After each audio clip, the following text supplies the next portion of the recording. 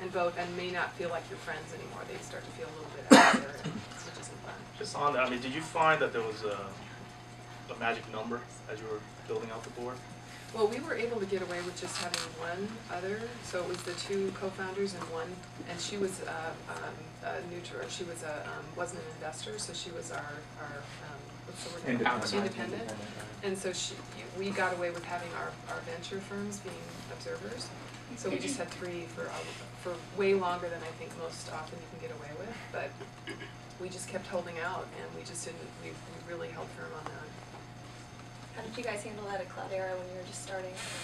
Well, we raised an A before, like right out of the door. So the lead investor on the A round took the board seat, but I also agree with Linda that being parsimonious with your board seats makes a ton of sense early on. So we waited to fill the independent seat for a long time.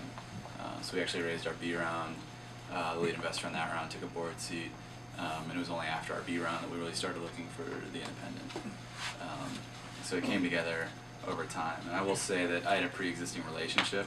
I was an entrepreneur in residence at Excel Partners when we started the company, and Excel led the A round. So, and I had actually gotten to know the partner who took the seat prior to that while I was at Facebook, just through a number of interactions. So I would say that of the 3 board members that we've added, other than myself and the CEO of another founder, having that pre-existing relationship has enabled a much sort of cleaner dialogue about a lot of issues. So it's something that I've taken away from that process and how our board came together at Cloudera, is that having that pre-existing relationship and understanding kind of where you sit on how important you are to this partner.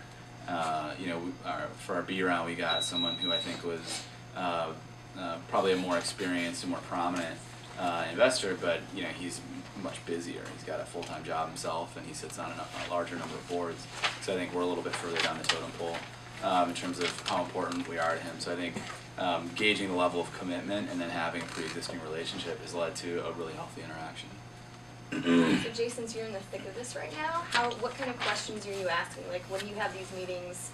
What's important? What do you find? I want to know if this guy's going to show up and check in. I mean, it's really, and one thing I've learned through this process, particularly as we're negotiating term sheets, is you see the sense of responsiveness, and people who are actually, even through that process, are actually contributing to the dialogue and contributing value. Because at the end of the day, I don't want to be going to a board meeting when you've got 12 other things you're running at your startup, just to go in there, just check in and give financial updates and strategy, right? You want these people to be there to the extent that they're able to provide you with really helpful insight and context to some of the strategic issues you're dealing with. One of the things around networking, I mean, I'm really, particularly when you're just starting off, it's all about getting out there, networking either with customers, stakeholders, and the industry.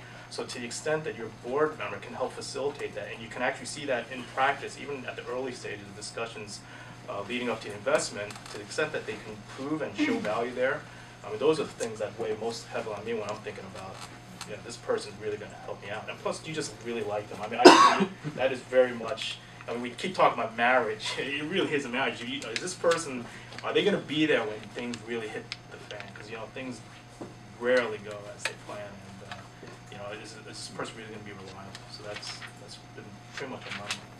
So how does this change when you're talking to doctors? Because I know a couple of the folks here probably will want to do that, either as an advisor or a board member. Right, so that's more of I think, definitely an advisory capacity. So I think one of the first things you have to ask yourself is what kind of advisor do you want? Is it somebody that's looking to help you with clinical validation, for example? Do you have a product that you want someone to sort of lend their reputation to the product? So that's sort of one angle.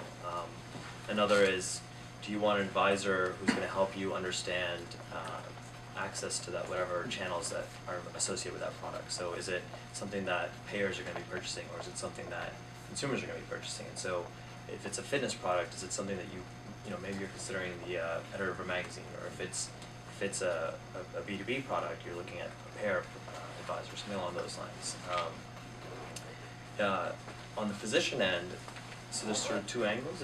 If you want someone that's going to give you clinical insight versus somebody that's lending reputation. So if you're looking for clinical insight, I think the types of folks that you're looking for are people that are going to be very accessible. And I think think of physicians falling into sort of two categories. They're either the believers or they're the incentivized. And so it's the believers, you know, if they really believe in it, they're going to put the time into it. And so it doesn't matter where they are in their tenure. They're going to be committed to whatever it is that whatever your project or product is. Whereas the incentivized, you know, they're looking to develop a reputation. And what you're looking for is clinical information or clinical insight. So you're looking for younger physicians typically that are early in their tenure, that are looking to establish themselves, and sort of they have something to gain from you as well. So that's something to just keep in mind when you're thinking about physicians on an advisory board. Yeah, because you might get a really big name, like Exactly. Jae Chung does on your medical advisory board, Right. which is great. He may not have to do anything other than have his picture taken and be on your website. And Exactly. that's enough, because you get huge value out of that, but don't expect any time. And like you say, the flip side, you get some really eager person who's really, Right. and they're gonna put the time in, and you're gonna get actual value about your product development or something from them. How do you feel out though how much you have to give in return? So like Sanjay was a great example. Like sure, certainly if you loved a product and thought it was going to change the world, you might do it for free. But you probably would want something in exchange. How do you feel that out and know kind of what they want out of it and how much you should offer? I wonder if you guys have some. But that's really hard. It's a really good question, because it's good to go and talk, because you know, we didn't have any physicians, so I can't really speak to an actual doctor and what their expectations would be. And when we did our scientific advisory board, I remember going to meet with George Church in Harvard, and we were shaking in our boots like, oh God. And he would have done it for no comp. You know, it was surprising how little they really needed. And so it's a hard one. I think you can talk to other people who've recently signed up folks and just get a rule of thumb of what they were.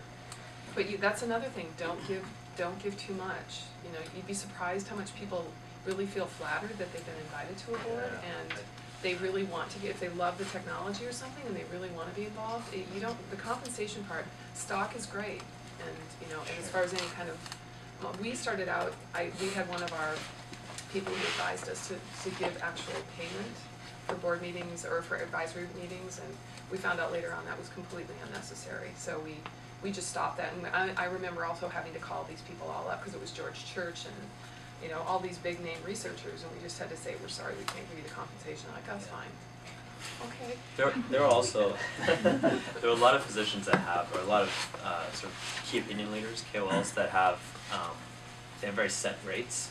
So they'll come and visit for a day for X amount, and sort of the equity allows you to sort of keep them on retainer, but they have very established rates. So there's not a lot of negotiation if it's key opinion leaders. So what are those like? It's probably like $1,000 or $2,000 a day, roughly, maybe more. Yeah, That sounds way too cheap, dude. $2,000 a day. Seriously, I mean, Yeah. our consultants for like technical implementation are $3K a day. Okay. So I'd imagine that somebody famous would be banking more than like a Yeah, so it depends standard on solutions their architect. responsibility. You know, I would be somewhat careful about putting doctors on advisory boards that you, just for the reputation thing, because one of the things that we did at the Documentrix was we ended up, one of the most influential diabetes doctors out there, he was not on the board, and as a result, when he lent his credibility, it was way better, because they were like, well, is he an advisor? No, not an advisor. We didn't pay him anything. Just did a study at his site. Oh, wow. And if I can't say his name. And so for years, we actually used him as a non-advisor advisor. And he actually helped us get a deal with Sanofi Aventis, a giant deal with they distribute our iPhone blood glucose meter now. And you know, and he just wanted to help out because he was just really into it. Yeah. And then the doctors who did a lot of work, you know, tested out our rules engine and all that stuff. Yeah, they were like what you're saying, kind of like the emerging stars who you didn't even need to put them on the website, you know. So I don't know. Yeah, there's a lot of sensitivity around that, right, with physicians in Yeah. particular. That's a really good point. So if you can get them to do that, and one of the best ways, the way we did it was we just did a clinical study at his site and made sure that he was not the PI on it, but his underling doctor.